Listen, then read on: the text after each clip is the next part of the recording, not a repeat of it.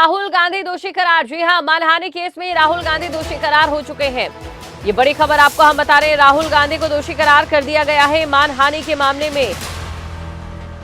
इस वक्त की बड़ी और अहम खबर आपको हम बता दें।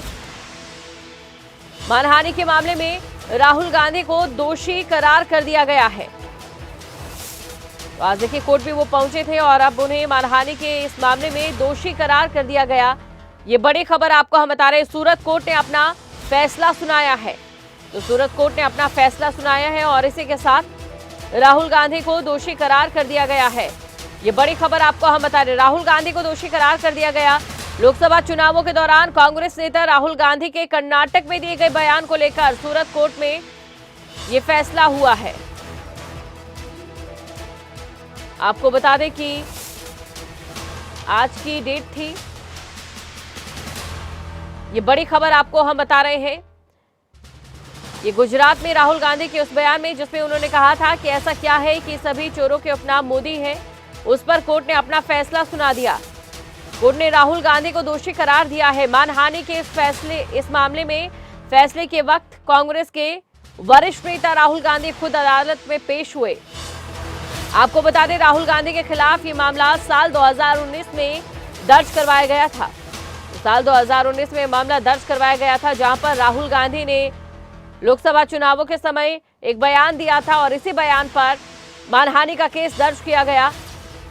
और उनका ये बयान था कि ऐसा क्या है, सभी चोरों के उपनाम मोदी है, जिसके बाद उन पर मानहानि में ये मामला दर्ज किया गया और सूरत कोर्ट ने अब अपना फैसला सुना दिया है। तो बड़ी खबर आपको हम बता रहे हैं, जहां पर राहुल गांधी को दोषी करार दे दिया गया है। तो दोषी करार दे दिया गया है राहुल गांधी को। ये बड़ी खबर आपको हम बता रहे हैं और इसी खबर पर अधिक जानकारी के साथ आउटपुट हेड कमल कौशिक हमारे साथ जुड़ चुके हैं। कमल कौशिक, तो राहुल गांधी को अपने उस मोदी वाले बयान को लेकर दोषी करार दे दिया गया है सूरत कोर्ट की ओर से।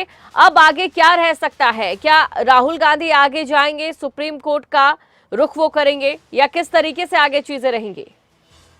देखिए, सूरत सेशंस कोर्ट ने भी फैसला सुनाया। अभी हाई कोर्ट भी जा सकते हैं राहुल गांधी। आपने जैसे कहा कि कानूनी विकल्प उनके पास मौजूद है, उसके बाद सुप्रीम कोर्ट की बारी आएगी। लेकिन इतना जरूर है कि इस पूरे मामले को लेकर राहुल गांधी की मुश्किल पड़ गई है। ये पूरा मामला कर्नाटक का है, जहां पर एक रैली के दौरान मोदी सरनेम को लेकर राहुल गांधी ने टिप्पणी की थी और उसके बाद ये पूरा मामला उठा। और उसके बाद मोदी सरनेम को लेकर ही राहुल गांधी ने पीएम मोदी को लेकर भी कटाक्ष किया था।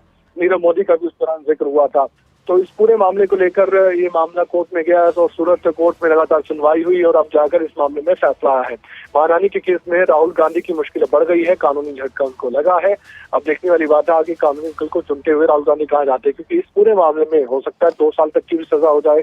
इस तरह के प्रावधान है इस मामले में। अगर 2 साल की सजा होती है तो सदस्यता पर खतरा भी मंडरा सकता है। तो अब जाकर देखने वाली बात है कि राहुल गांधी और कांग्रेस पार्टी इस पूरे मामले को लेकर क्या टिप्पणी करती है, क्या बयान देता है, क्योंकि ये कोर्ट का मामला है और कोर्ट के फैसले को कोई चुनौती आगे दे सकता है, उच्च अदालत में दे सकता है, लेकिन इस पर ज्यादा टिप्पणी नहीं कर सकता कोई।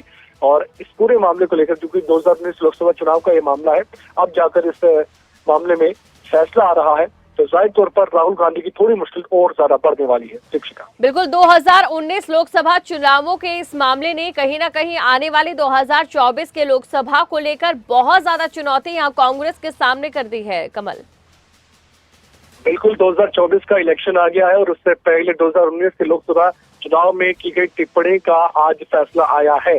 तो ऐसे में राहुल गांधी आने वाले वक्त में क्या सोच समझकर बोलेंगे? मोदी सरनेम पर विवादित टिप्पणी करने के बाद उनकी मुश्किल बढ़ी थी, उसका फैसला अब आया है। राहुल गांधी को हमने देखा भी है, कई बार उन्होंने कई ऐसे बयान दिए जिसके बाद बीजेपी को भी आपत्ति हुई है। और हमने देखा कि अभी ब्रिटेन में जब राहुल गांधी गए थे, उस दौरान भी उन्होंने कई बातें कही मोदी सरकार को लेकर, केंद्र सरकार को लेकर, जिस पर भी हमने अभी देखा कि किस तरीके से सदन के भीतर भी खूब हंगामा हुआ। बीजेपी ने खुद ये मांग रखी थी कि राहुल गांधी माफी मांगे और इसको लेकर सदन भी चलने नहीं दिया गया था और उधर विपक्ष अपनी डिमांड रख रहा था।